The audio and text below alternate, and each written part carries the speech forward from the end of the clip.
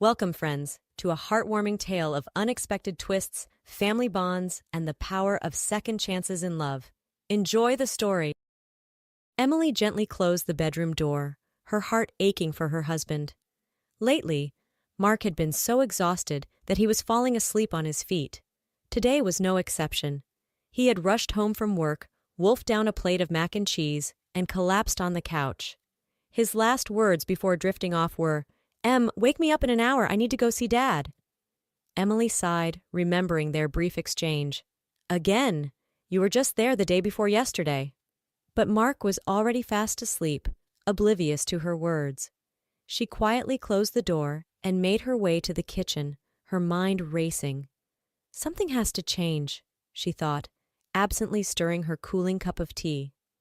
Frank may not be the easiest person to deal with, but he's elderly and can't take care of himself anymore. We'll have to bring him here. Emily shuddered involuntarily as memories of past arguments with her father-in-law flooded her mind. People always said that daughters-in-law had a hard time with mothers-in-law, but in their case, there was no mother-in-law, just Frank, who seemed to embody the worst qualities of both in-laws combined. When Emily first married Mark, she had tried her best to get along with Frank. They had even moved in with him in his suburban house, or humble abode as he pompously called it. The commute to work had been a nightmare. Mark had a car, not new but reliable. The problem was that they worked on opposite sides of the city. They had worked out a system. One week, Mark would drop Emily at the bus stop on his way to work, and the next week, Emily would drop Mark off. It seemed fair to them, but Frank hated it. He believed that Emily wasn't important enough to warrant such consideration. "She can walk or take the bus," he'd mutter loud enough for her to hear. "She's not some princess." Emily had overheard Frank lecturing Mark more than once. "Why are you letting her lead you around by the nose? She needs to know her place." Mark would brush him off. "Dad, don't be ridiculous." But Frank was relentless. Things came to a head when Frank started berating Emily directly, telling her she wasn't a princess and shouldn't be making such demands on his son. Emily and Mark had married in their late 20s. Emily had a failed marriage behind her, and Mark had his father. Maybe if she had been younger, Emily might have kept quiet. But she wasn't about to let this slide. She gave Frank a piece of her mind. She didn't yell or insult him, but she made it clear how his behavior looked from the outside and that she and Mark could manage their own relationship without his input. "Frank," she had said, her voice trembling with suppressed anger, "I understand you care about Mark, but we're adults. We can make our own decisions about our lives and our marriage." Frank's face had turned an alarming shade of red. "How dare you speak to me like that in my own house?" he had bellowed. Mark, get down here and control your wife." Mark, who had already gone to bed, came running at the sound of raised voices. He managed to calm his father down, then came to the kitchen, his head hanging low. "Em, I get how hard this is for you," he said, his voice heavy with exhaustion. "I feel bad about leaving Dad alone, but if we don't move out, our marriage is done for. I'll start looking for a place to rent." Emily didn't argue. She knew it was because of her, but she couldn't take it anymore. "I'm sorry, Mark," she whispered, reaching for his hand. "I never meant to come between you and your father." Mark squeezed her hand. "It's not your fault, Em. Dad, he's set in his ways. Maybe some distance will do us all good." The first 2 years after moving out were blissful. Frank only called Mark, and he visited them just a couple of times. Mark would go see him on weekends to help out. Emily forced herself to go along a few times, cleaning and doing laundry. They barely spoke to each other, which was probably for the best. Any conversation would likely have ended in an argument. But in the past year, things had taken a turn. Emily and Mark had just taken out a mortgage. They had scraped together enough for the down payment, and even had a little left over for renovations. They had opted for a 2-bedroom apartment with plans for a baby in the near future. "Can you believe it, Em?" Mark had said, twirling her around their new living room. "Our own place, room for a family. It's perfect." Emily had laughed, feeling truly happy for the first time in years. "It is perfect. You're perfect." Then Frank fell ill, seriously ill. Mark was constantly ferrying him to doctor appointments, but the physicians seemed at a loss. Mark was devastated, realizing his father wasn't getting any younger. He spent every free moment with Frank, but Mark also worked long hours, so he couldn't be there as often as he'd like. Today, something had apparently broken down at Frank's place, so Mark had rushed home early, planning to catch a quick nap before heading over. Emily peeked into the bedroom. Mark was still sound asleep, in exactly the same position he'd fallen into. She closed the door and decisively grabbed the car keys. Let him rest. She would go over, deliver some groceries, tidy up whatever needed doing. As Emily navigated the busy streets, her mind raced with self-recrimination. I shouldn't be acting like this, she thought. Frank is Mark's only living relative. I need to suck it up and even apologize to him. The small town where Frank lived was only about 10 miles from the city. It had its own character local shops, a different vibe, different people. As Emily turned onto the main street, she had to slam on the brakes. A tipsy man and woman had practically fallen into the road right in front of her car. Heart pounding, Emily rolled down her window. What are you doing? You could have been killed. The man waved dismissively, not even glancing in her direction. Their grocery bag clinked merrily with bottles. Emily snorted. Of course, they're off to have a good time, while I'm here with my guilt trip. She noticed that despite their inebriated state, the couple was actually quite well dressed. Not homeless or chronic alcoholics, just people out for a good time. As Emily continued driving, dusk was falling. She'd have to drive back in the dark. When she was almost at Frank's house, a terrible thought struck her. Mark had said his father was in bad shape, barely able to get out of bed or do anything for himself. Mark had been buying vitamins, salmon, and medications by the truckload. Emily had never objected. Frank was family, after all. But now, a horrifying scenario played out in her mind. What if she walked in and found Frank gone? Emily was terrified of dead bodies, and the whole situation would be awful. She shook off these morbid thoughts and turned the last corner. Then she slammed on the brakes again. Frank's house was lit up like a Christmas tree. At first, she was alarmed, but then she saw the same couple from earlier turning into Frank's driveway. What on earth are they doing at a sick old man's house? Emily muttered, jumping out of the car and running after them. As she entered the yard, she realized what had been bothering her subconsciously. Music. Frank lived a bit isolated, and Emily could clearly hear a melody that couldn't be coming from anywhere but Frank's house. That's when she saw it, a party in full swing in Frank's backyard. People were dancing, laughing, and chatting animatedly. The smell of grilled food wafted through the air. Hey, don't just stand there. Come on in, don't be shy. A voice behind her made Emily jump. She turned to find a man in his 60s, clearly tipsy but very friendly. Emily stammered, completely at a loss for words. The man peered at her more closely. Huh, Frank must be losing it. You're way too young for him. Is your name Natalie? No, it's Emily, she managed to reply. Emily, huh? Well, doesn't matter. Come on in. He gestured expansively towards the party. Emily took a hesitant step forward, completely baffled by the situation. She wanted to ask the man who had invited her what was going on, but he was already twirling some woman in a dance. Emily froze as she caught sight of Frank. He looked nothing like a dying man. Frank was standing by a grill, a glass in one hand, expertly flipping skewers with the other. He was laughing and joking with a group of people around him. Emily was at a total loss. Suddenly, someone gently took her by the elbow. She turned to find a woman in her 60s smiling at her.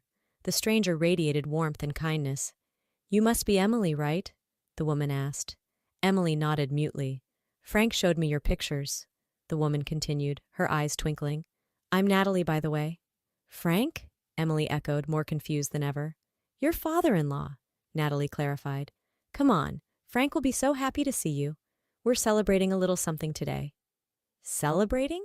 Emily felt like a broken record. Wait, I don't understand. Why would you think he'd be happy to see me? Natalie's smile softened. Because you all haven't visited him in so long. He said you were upset with him, and rightly so, he didn't behave well. Emily's mind was in complete disarray. What do you mean haven't visited in a long time? Mark is here almost every day. She hardly noticed Natalie leading her to the table where Frank was holding court. Emily? Frank's surprised voice cut through her confusion. Emily, how did you get here? Is something wrong with Mark? No, Mark is fine, Emily managed to say. Well, except for being exhausted from coming to see you every day. I decided to come myself today. To see me? Every day? Frank looked genuinely puzzled. Emily's mind was starting to clear, and now she wanted nothing more than to burst into tears. The disconnect between what she thought she knew and what she was seeing was overwhelming. Sit down, Emily, Frank said, his tone gentler than she'd ever heard it. I'm not letting you drive back in the dark. Natalie and I are celebrating our engagement today. Well, I suppose that's what you'd call it. Let's sit, talk, have a drink to our health. Emily obediently took a glass. At this point, she was willing to do just about anything to make sense of this bizarre situation. The guests left well after midnight. Emily helped Natalie clear the table, then sank onto the couch, feeling emotionally and physically drained. Frank, she began hesitantly, am I right in thinking that if Mark has been helping anyone, it hasn't been you? Frank sighed heavily, settling into an armchair across from her. He's been by maybe 3 times in the last few months, and only to ask for money. I thought you were all still mad at me. I've been meaning to come apologize for my behavior. I'm glad you came, Emily. Forgive this old fool. I guess I just got lonely and bitter. He gestured towards Natalie, who was busying herself in the kitchen. Everyone seemed happy. Everyone had someone, and I was all alone. Then I met Natalie and realized what an idiot I'd been, and how awful it must have been for you to hear all those things from me. Emily's head was spinning. But Mark, he's been coming home exhausted, saying he's been here taking care of you. He's been buying vitamins, medication. Frank's eyebrows shot up. Emily, I haven't seen Mark in weeks, and I certainly haven't needed any medication. I'm as healthy as a horse. Natalie excused herself to prepare a bed for Emily, and Emily stepped outside for some air. Her phone buzzed in her pocket. It was Mark. Hello? She answered, her voice trembling slightly. Em, where are you? Did you really go to Dad's? Why? Who asked you to do that? Mark's voice was sharp, angry. Mark, is that all you have to say to me? The line went silent for a moment. What do you want me to say? Mark finally spoke, his voice cold. That you're like a dull little mouse. But you cook well and can budget so we can afford everything? Or that I won't give you the apartment anyway, so you'd better not try anything and just forget about all this so we can go on living like before? What exactly do you want to hear? You know you can't do anything without me. Each of Mark's words felt like a slap in the face. Emily took a deep breath, fighting back tears. What about all the things you've said to me before? Have you been lying all this time? Em, don't start. Mark sounded exasperated. Just come home. Let's forget about this little misunderstanding. Little misunderstanding?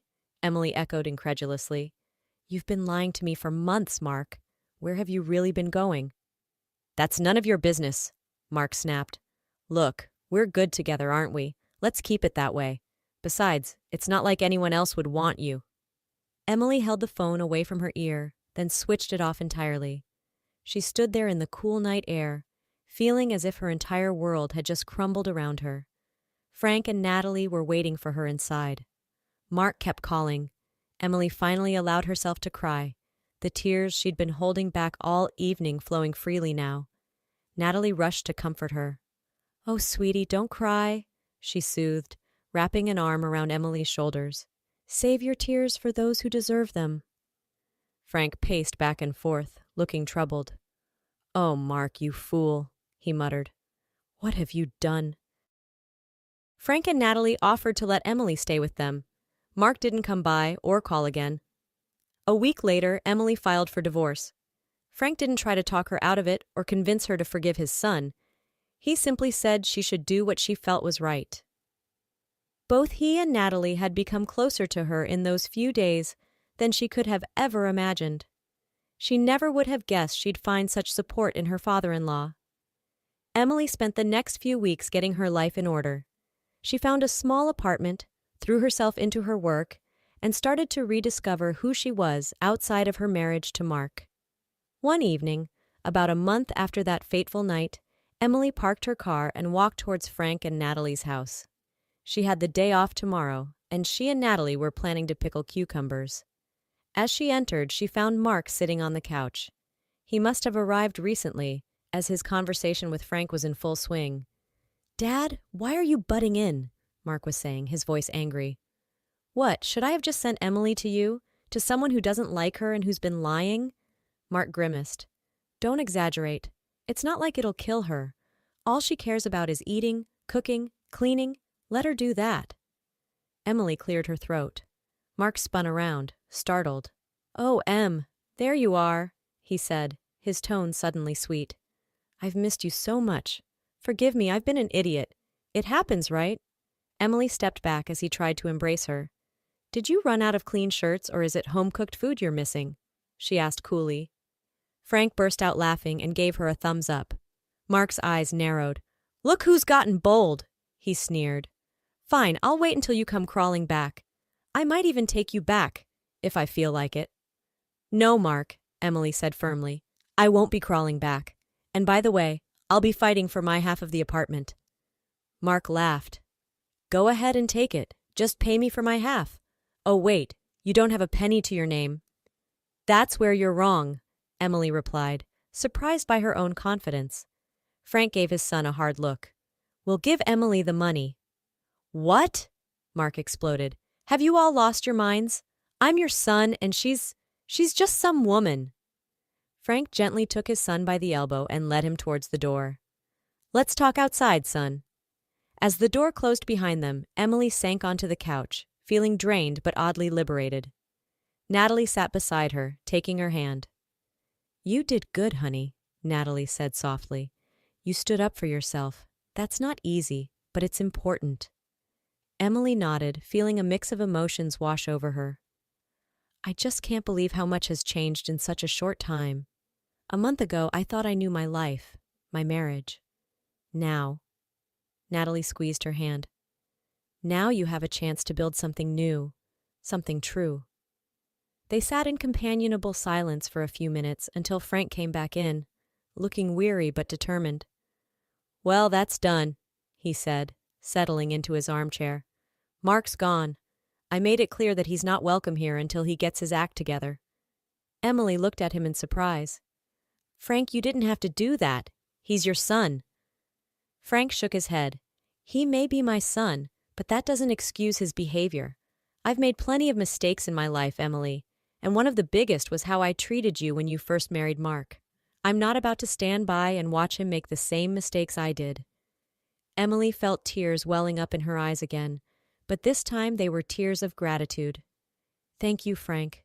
You have no idea how much that means to me." 1 year later.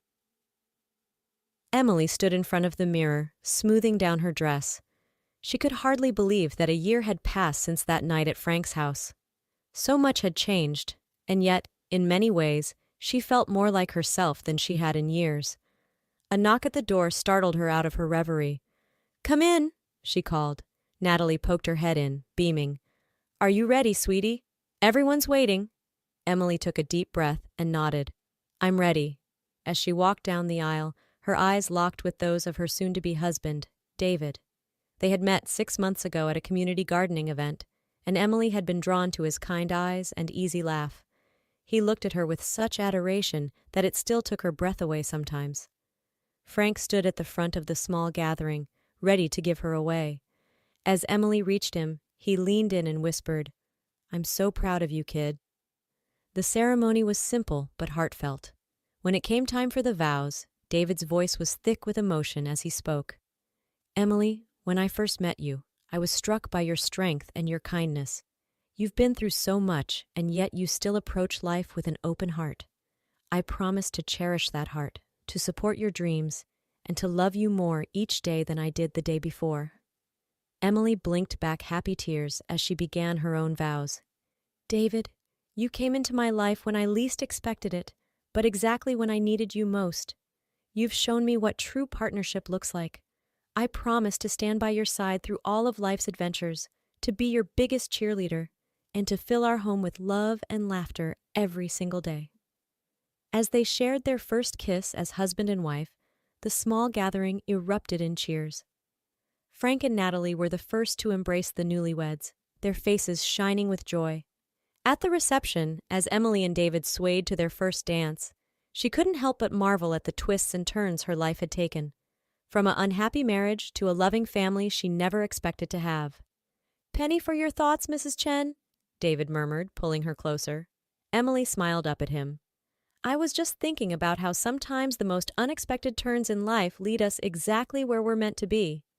David nodded, his eyes twinkling. "Like a chance meeting at a community garden leading to happily ever after?"